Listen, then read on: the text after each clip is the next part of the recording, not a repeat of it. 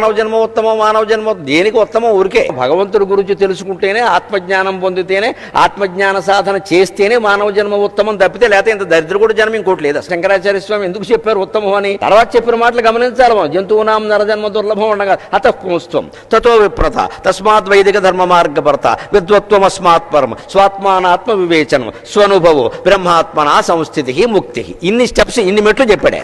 ఈ మెట్లన్నీ వదిలేసి మానవ జన్మ మొత్తం మానవ జన్మ చప్పట్లు కొట్టుకుంటూ కూర్చుంటారు అక్కడ. మనకంటే గోవు జన్మ నైవండి. గోవు 15 ఏళ్ళ నుంచి బతకదండి. ఎన్ని పూజలు అందుతోంది గోవు వేళ. దాన్ని పూజించిన వాళ్ళు ఉన్నారా? మన దిట్టన వాళ్ళు ఉన్నారా? ఏమిటి గొప్ప మంది ఇక్కడ? అది పాలిచ్చింది, మనం విషం ఇచ్చాం. ఇక్కడ అది గడ్డి తిని పాలిచ్చింది, మనం పాలు దాగి విషం ఎక్కాం. ఏ రకంగా గొప్పవాళ్ళం మనం?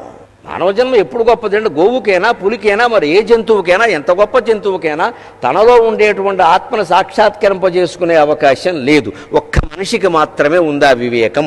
అందుకని వివేకానందులం అయితేనే మానవ జన్మ సార్థకం, లేకపోయినట్టు.